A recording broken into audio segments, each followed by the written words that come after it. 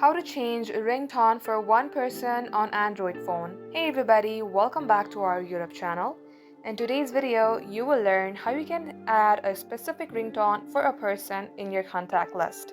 So without any further delay, let us jump right into the process. Open up your contacts from your device.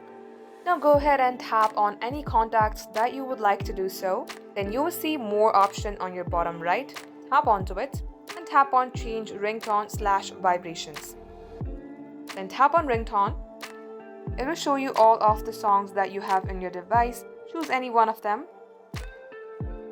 In case you would like to add more songs, tap onto the plus icon.